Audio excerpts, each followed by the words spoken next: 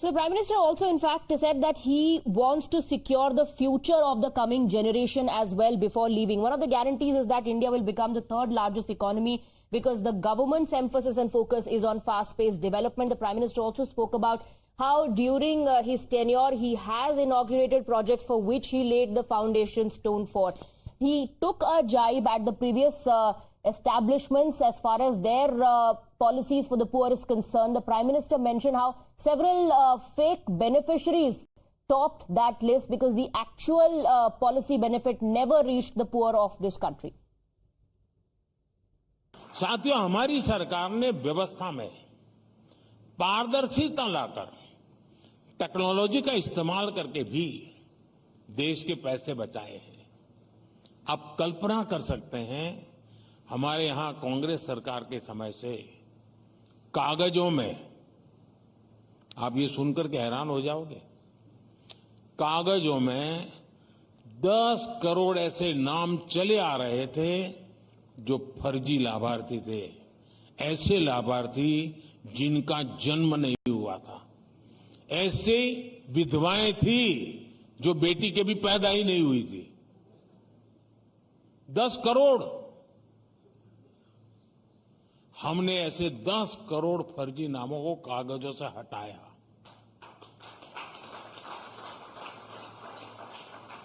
हमने direct benefit transfer scheme शुरू की। हमने पैसे की लीकेज रोकी। एक प्रधानमंत्री कह के गए थे 1 रुपया निकलता है तो 15 पैसा पहुंचता है। हमने डायरेक्ट ट्रांसफर किए, 1 रुपया निकलता है 100 पैसे पहुंचते हैं, 99 भी नहीं।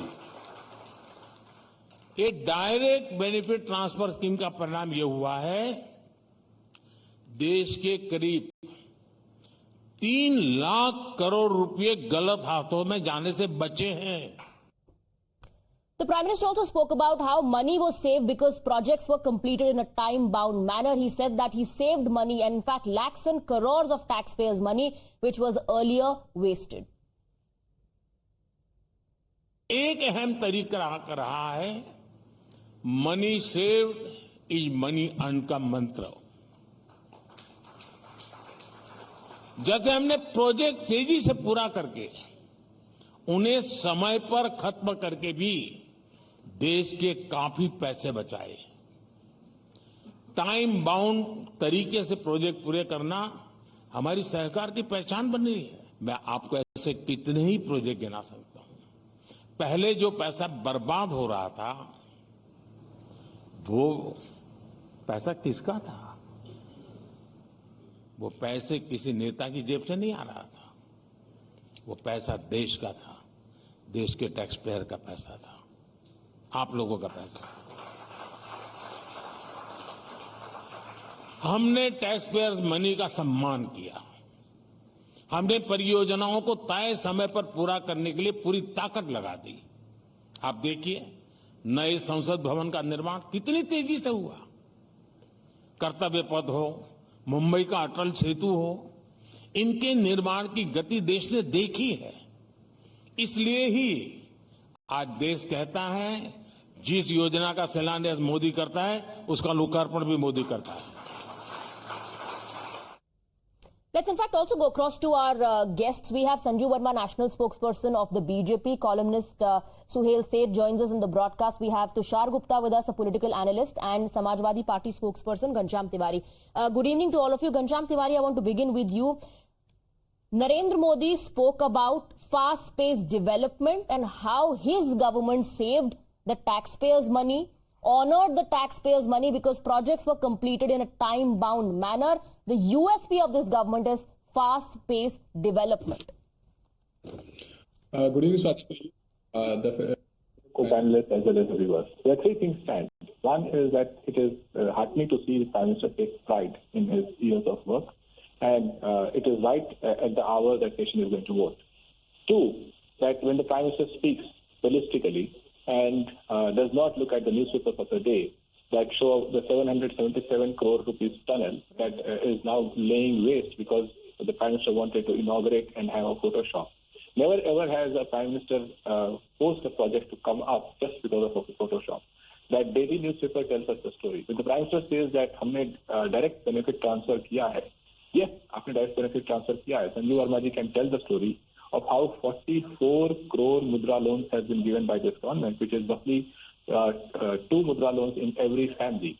And then your viewers can look around and have 2 mudra loans be given to each family. Yes, there is fast-paced development. Every day you twist the neck of a democratic elected government in a state, that is fast-paced development. Because of your fast-paced political development, Bihar is going to see a new government that has to face the floor test tomorrow. Jharkhand Chief Minister has just won a new Chief Minister. Okay, very interesting how you are, yes, very interesting how you're bringing in domestic politics and how action is being taken against corruption. Perhaps the Modi government will take pride in that as well. They'll say, yes, we are acting against corruption.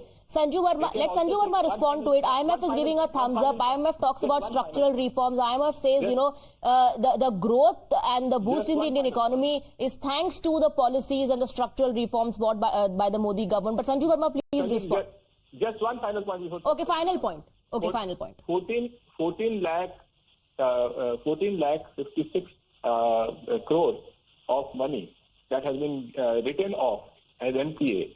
That is direct benefit transfer. That direct benefit transfer happened to a bunch of crony capitalists, and Mehul Chokshi, Nirav Modi. Direct transfer happened to a bunch of crony capitalists. Sanju Verma respond. Meanwhile, we are also joined by Sanjay Jha and senior journalist Ashutosh. Yes, Sanju Verma. Okay. You know, Swati, I was listening to the Prime Minister's speech, and my heart swelled with pride. Narendra Modi is a leader born once in a millennium. And, you know, you can call me a Modi Bhakt or Andhbhakt. I really don't care much. Let truth be told. It took us 60 years to become a $1 trillion economy. When Narendra Modi took charge in May 2014, the size of the Indian economy at market prices was $1.9 trillion. Today it is $3.84 trillion, which means there is almost a 120% jump in the last 10 years, which is nothing short of magical. Point number one. When Prime Minister Narendra Modi at your conference spoke of the welfare state, which is what the Modi government has focused on, let your audience know that 52 crore Jan Dhan bank accounts, of which 70% belong to women. Incrementally, 17 crore Ujjwala bank accounts, 14 crore, people have got access to Har Ghar Jal, clean drinking water. Then let's talk about 34 lakh crore. 34 lakh crore is equal to 18 or 19% of India's GDP. 34 lakh crore given by way of direct benefit transfer to the most vulnerable and the most marginalized and weakest sections of the society. 25 crore people uplifted from multi-dimensional poverty. And guess what? All this has happened against the backdrop of two very big black swan events. One, the COVID pandemic, the worst in over 102 years. And second, the Russia-Ukraine conflict. You know, I have been on a zillion debates in the last 72 hours where the Congress has been saying, Arey bhai sahab, inflation is on the rise, this is jobless growth. So let me tell you, the white paper clearly says, headline retail inflation between 2004 and 2014 under Sonia Gandhi's kitchen cabinet / Manmohan Singh government was 8.6%, and today it is barely 5%. And let me tell you just one last point. You know, let's be very clear. When it comes to execution of projects, you can dream big. You can have a grandiose ambition. But I think what makes Narendra Modi special is that his extraordinary vision is coupled with flawless execution. GST, the biggest Indian taxation reform consummated in 2017. Okay, vision coupled with execution, you're saying. Okay, fine. Sanju Verma, stay on with us. The Prime Minister, of course, did not just say that the identity of this government is that projects are completed in time-bound manner and that they make sure that their policies are benefiting the actual beneficiaries. But he also slammed the ecosystem. He slammed the previous governments and their handling of the situation, especially when it comes to the Garibi Hatao slogan. The Prime Minister said he claimed that the lobby wined and dined and became millionaires, but the poor remained poor. Listen in. 7 दशक पहले से हमारे यहाँ गरीबी हटाओ के नारे दिन रात दिए जाते रहे। इन नारों के बीच गरीबी तो हटी नहीं, लेकिन तब की सरकारों ने गरीबी हटाने का सुझाव देने वाली एक इंडस्ट्री तैयार जरूर कर दी। उनको उसी से कमाई होती थी। कंसल्टेंट सर निकल पड़े थे। इस इंडस्ट्री के लोग गरीबी दूर करने का हर बार नया नया फॉर्मूला बताते जाते थे और खुद करोड़पति बनते जाते थे, लेकिन देश गरीबी कम नहीं कर पाया। सालों तक एसी कमरों में बैठकर वाइन एंड चीज के साथ गरीबी हटाने के फार्मूले पर डिबेट होती रही और गरीब गरीब ही बना रहा।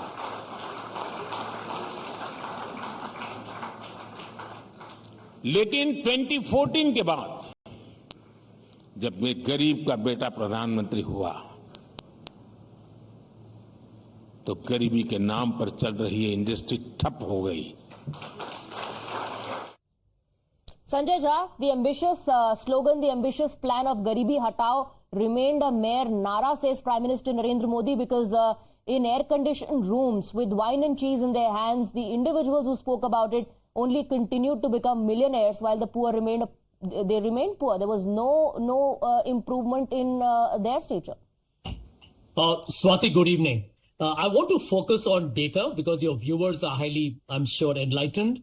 I don't want to waste my time commenting on Mr. Modi's wine and cheese comment. His government is avocado on toast elite government. Let's not get into that. Let me put the data on record. You had somebody say right now on your panel that the GDP during the UPA's time actually was 2.04 trillion and it has moved to 3.75 under Mr. Modi. Let me tell you the truth. When Dr. Manmohan Singh was the Prime Minister, in that time, the conversation was India versus China to become Asian tigers. Look at where we have come under Mr. Modi's 10 years. India has crawled from 2 to 3.75 trillion. China has gone from 9 to 19. The conversation is now about China versus US. India is already out of the story. Number two, Mr. Modi can keep pontificating in all these summits, whatever he wants. But let me tell you, the audience will clap because they have no choice, unfortunately. Okay. But look at the hard data. In the 10 years of Dr. Manmohan Singh as Prime Minister, the growth was 7.8%. Under Modi, for the last 10 years, the growth is 5.9%. Please do not interrupt me. I did not interrupt you. That's a lie. Okay, all right. Let him finish, Sanju Verma. Let him finish. Let him finish. Let me have a civilized conversation here. You're lying. Absolutely. You are civilized. Okay, let him finish. Just lower our feet, Swati. We don't have to, treat them. No, you finish your point. Sanjay ji, please. I'm not going to lower down anybody's pay. But Sanjay ji, finish your point. UPA, 5.9% under the BJP. Mr. Modi and the FM go to town saying we inherited such a troubled economy from the UPA. Okay. Everything was dysfunctional and broken. The truth is that the GDP that the UPA handed over to Mr. Modi was 6.4%. It was a recovered economy. Okay. And over 10 years, Mr. Modi averages worse than the lowest growth rate of the 6.4% in the year 2013-14. Okay. Couple of more points. Okay. No, I want to bring in other panelists as well. Sanjay Jha, hold on. Suhail said both sides are putting out data, putting out figures. BJP says, the world is talking about India's growth story. Sanjay Jha says India is out of the story. The world is only talking about China versus US. Utter rubbish. Even Sanjay Jha knows that. Data can be used as a lamppost, either for illumination or for leaning for, whatever reason. I don't want to get into that debate. Let Sanjay Jha and Sanju Verma debate on the data perspective. Is India better off today than it was in the past? The answer is yes. Forget 10 years versus 12 years versus 14 years. Those are, to my mind, asinine arguments. They don't deserve a place for serious discussion.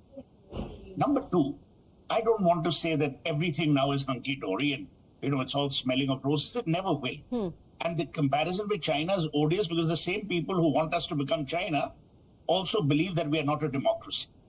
So, it's ironic that we are at cross purposes at the very interesting structure of our own political economy. The direct benefit transfer has helped people. the free rations have helped people.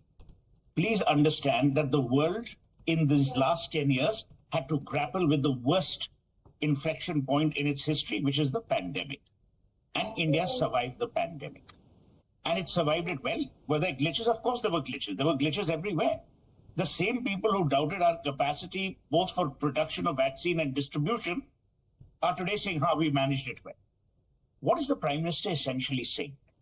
That during the Congress regime, there was, and everyone knows that, that's why Manmohan Singh lost, and I have a great deal of regard for Manmohan Singh, but Manmohan Singh presided over a government where everyone was a lutera. Everyone. Whether it was a Raja, whether it was this person or that person, they're all looting the government. The sentiment qua India was poor. It's not always about whether the figures are 3.75 versus 2.8 versus 1.2. That's a silly argument because investors invest on only two issues. Number one, is there rule of law? And number two, is the sentiment qua that country increasing and is it positive? Let me give you the most recent example. Tim Cook, who owes nothing to Narendra Modi or to Sanjay Jha or to Sanju Verma and certainly not to Ajit or me, has gone on record to say that because of what's happening in China, they're moving their production facilities to India. We're seeing semiconductor chip companies doing that. We're seeing aviation companies doing that.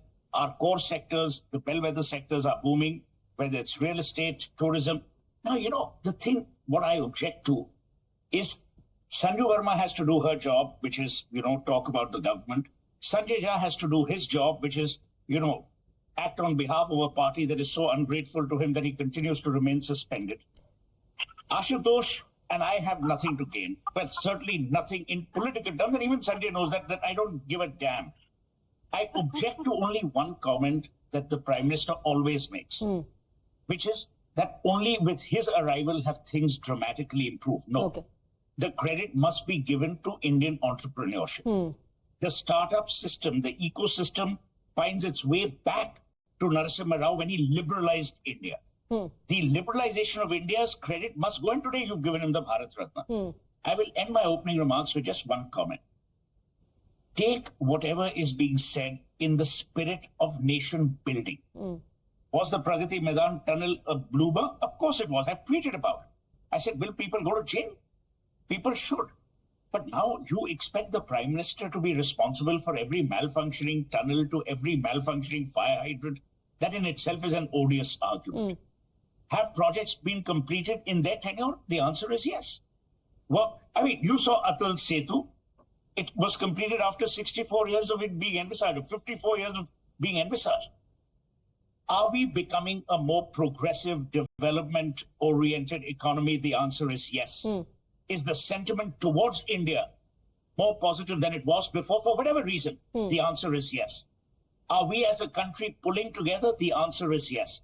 Now we only need one thing, an opposition which behaves like a responsible opposition, because no democracy can function with a single party rule. Ashutosh, Suhail Seth says, is India better off today? He says, yes, India is better off today. And two things that the Prime Minister said definitely will, and it always strikes a chord with the janta, with the people of the country. He says, we are known for delivering our promises. We are known for the identities to complete projects in a time-bound manner, that people can see things moving around them. They can see development execution happening on ground, and that beneficiaries are finally benefiting out of the government's policies. There are no fake beneficiaries in the list like it used to be during the previous regimes. See, Swati, I have no quarrel with the Prime Minister Narendra Modi because he's a political person, and as a political person, obviously he'll tom-tom his achievements and he will not talk about that how the Manmohan Singh government, or the Narasimha Rao government, or the Rajiv government has done great things for the country. That is the politics stuff. If the Narasimha Rao, if the Mr. Modi has not been the Prime Minister, somebody else has been the Prime Minister, I could have imagined all a speech on these lines. So I don't quarrel with him and I don't blame him. That is hard politics. And I don't blame and don't fight with the Sanju Verma too. But the fact of the matter is, I was born before 1991. I did my entire journalism after 1991. And I could tell you that before 1991, this country was a poor country, and Suhail knows this better than anybody else because he's a globetrotter. But after 1991, the economic reforms started by Narasimha Rao and the Manmohan Singh, this country has progressed. And this country has tremendously progressed. The contribution was made by Narasimha Rao, H.T. Devegowda, I.K. Gujral, Atal Bihari Vajpayee and Manmohan Singh. And obviously the Prime Minister Narendra Modi also has his own contributions. But to say that nothing has happened before 2014, I think that is disrespecting our great leaders who had done tremendous job. And let's not forget it. Manmohan Singh was not a political prime minister, he was a technocrat. But Manmohan Singh has risen from one of the poorest, he was born in one of the poorest family and risen and became the prime minister. And his contribution is immense in terms of turning Indian economy. Now, if I have to criticize Narendra Modi government, I can ask a simple question. That how one will view the demonetization, how the clumsy implementation of the GST, and before pandemic, in the month of the quarter 2019, the GDP tanked to 3.7%. It's not because of the pandemic the economy has gone down. And today, there is a jobless growth. There is no demand in the system and there is no foreign investment. So somebody has to take the blame. Yes, country has progress under Narendra Modi, but everything is all right. Okay, you're saying, like Suhail said, you're also saying, yes, there are glitches and they also need to be spoken about. So Tushar Gupta, glitches will always Ashutosh is saying it's not fair to say things have changed only after 2014. Suhail says you need to give credit to entrepreneurship. Ashutosh is saying that, every government does build on the work and foundation that has been laid by the previous government. So credit needs to be given to previous governments and the prime ministers and their contribution.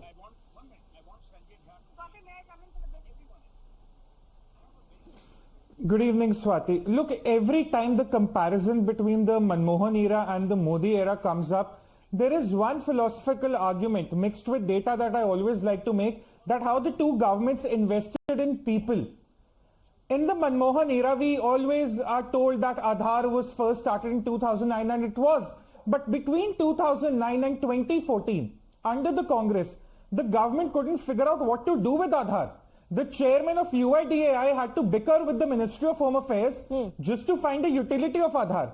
2014, Modi takes over, Aadhaar becomes the foundational identity. The money bill is passed. Okay? Now you look at the LPG case study. The Congress likes to claim we started the DBT for LPG. Okay? But then why did you discontinue it in January 2014? Your fear was that people will not like the fact that we are giving them 6 cylinders or 9 cylinders. So let's not have a risk during the elections. Let's discontinue the DBT project. What happens a year later? Narendra Modi goes to the public and says, give up your LPG, give up the subsidy, and 1.13 crore people give up. That is called trusting the people. You don't fear electoral backlash and withdraw policies. You trust the people, you take those risks. People said in the Congress regime that, what will people do with bank accounts? They have no money. Oh, how will they make digital payments? I remember Shashi Tharoor speaking on the floor of the House, and even Supriya Sole. Are yahan to Wi-Fi nahi aata, desh mein payment kaise chalega digital? 12 billion payments a month in December, and we are going to touch 15, 18, I don't know what. You talk about infrastructure. Ghanshyam Tiwari spoke about the Pragati Maidan tunnel. It was constructed at a cost of rupees 777 crore or oddly 800 rupees crore. Swati, in the last 7 fiscals until 23, we have spent rupees 67 lakh crore on infrastructure. In the next 7 fiscals, we'll be spending rupees 140 lakh crore on infrastructure. Now, the Pragati Maidan tunnel cost is 0.01% of the total expenditure we've had on the infra front. I agree. The processes need to evolve. Learnings need to happen. Improvements need to be done. But we need to keep building. What is the incentive? What is the incentive in sitting over projects for decades? What is the incentive? What is the incentive in sitting over projects? That is something that the Prime Minister also highlighted. Okay, and he says the identity of his government is that they don't sit on projects, they execute them. Fast-paced development. Ghanshyam Tiwari, a quick rebuttal, then I have to go across to Sanju Verma as well. Quick rebuttal. Well, the ultimate test of a country that has developed, as Prime Minister talks about, is in the employment of the poor and the youth. The Times of India reported that in this 2024, 15 lakh engineering students will graduate, out of which 1,20,000 will have jobs. That is just 10%. There are already reports that 1 in 2 educated youth are unemployed. So the idea is not to place a bunch of BJP people who have mudra loan and will tom-tom. The idea is that India is a youthful country, and this government particularly has wasted the demographic dividend that India had because it focused on the wrong policies, it focused on divisiveness, it focused on propaganda of the Prime Minister rather than real benefits of the youth. No one, not even an eloquent Sohail State, will agree on this panel that 44 crore mudra loans have been given in this country. That is 2 loans, the market, 2 loans per family. No one will agree. Okay, one second. I know you want to come in and Sanju Verma also wants to counter, but let's listen to what the Prime Minister said about... One second. What did the Prime Minister say about laying the roadmap for the third term? The Prime Minister said that every Indian knows India will be the third largest economy in the world in his third term. Listen it. हमारी सरकार ने अनेकविध काम किए हैं और अभी मैं देख रहा था कि दूसरा की तीसरी इकोनॉमी हमारे विनीत जी बार बार कह रहे थे और किसी को आशंका नहीं है। मैं देख रहा था विनीत जी तो बहुत नम्रता से बोलते हैं, अत्यंत सॉफ्ट स्पोकन है, लेकिन फिर भी आप सब भरोसा करते हैं हाँ यार हम तीसरे नंबर पर पहुंच जाएंगे। क्यों? बगल में मैं बैठा था।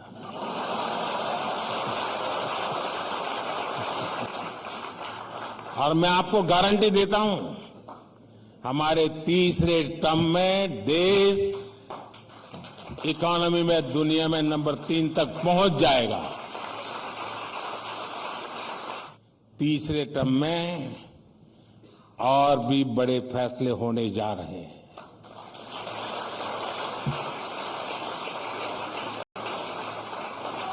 भारत की गरीबी दूर करने, भारत के विकास को नई गति देने के लिए हमने नई योजनाओं की तैयारी पिछले 1.5 साल से मैं कर रहा हूं और बहुत एक दिशा में कैसे काम करूंगा, कहां ले जाऊंगा, इसका पूरा रोड मैप मैं बना रहा हूं और करीब 15 लाख से ज्यादा लोगों से मैंने सुझाव लिए हैं अलग अलग तरीके से। 15 लाख से ज्यादा लोगों से उस पर काम करता रहा हूं, जिसकी मैंने कभी प्रेस नोट नहीं दी है, पहली बार बताता हूं।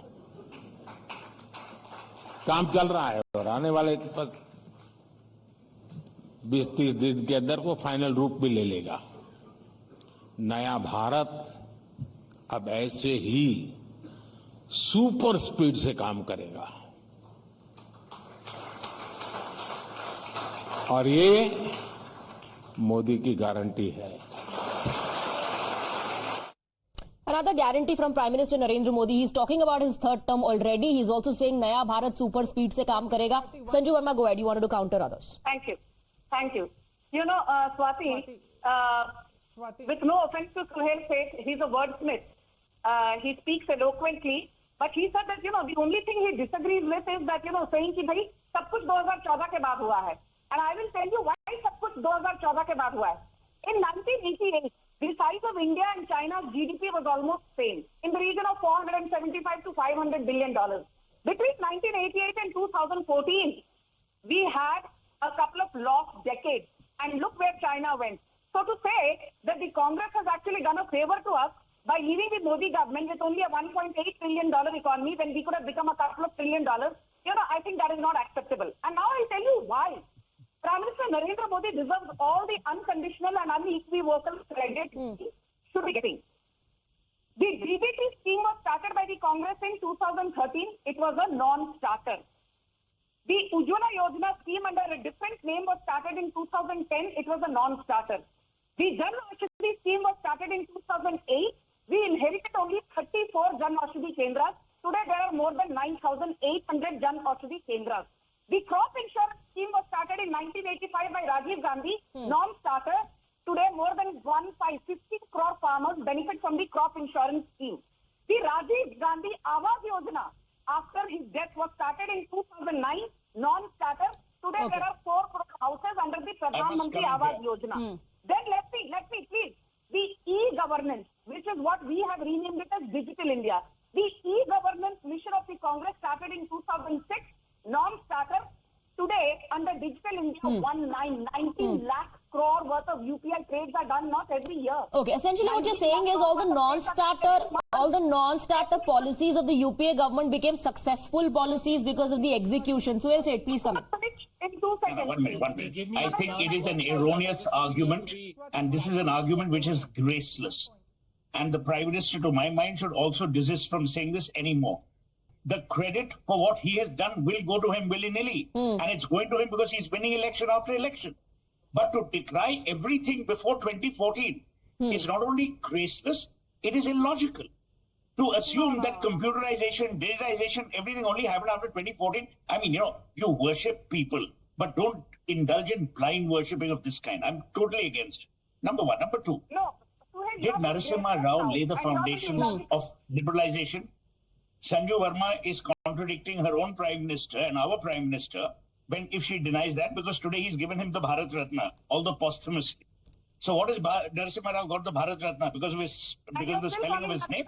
Obviously because Narendra Modi believed he set the tone and manner for liberalization. Let's be graceful. Okay. By that logic, the Ram Temple came into existence after 500 years. So let's imagine nothing has happened for the last 500 years. Why are you talking about 10? Say nothing has happened for 500 years before 2014. I don't want to get I just have just 1 minute left. Sanjay Jas, Whale says, let's be graceful. The logic that many are giving today is that the Prime Minister in the farewell speech spoke about Dr. Manmohan Singh's contribution, and while declaring or announcing the Bharat Ratna did talk about the contributions of PV Narasimha Rao. So is credit being given where it's due? Modi is a crony capitalist-friendly Prime Minister, which is why he talks about the third largest world economy. He will not tell the people of India, but we will. Okay. That the indicators that matter are the per capita income, the human development index, the inequality index. You saw the migrants walking on the road during the COVID. He claimed credit for handing the COVID by putting his face on a vaccination certificate. Okay. 500,000 Indians died. All right. 500,000 Indians died. All right. The demographic dividend story is dead. Okay, all right. While you're saying that India is out of the story, the Prime Minister emphasizes on India's growth story. Sanju Verma and gentlemen, thank you very much for joining us on the broadcast. Now, in his address at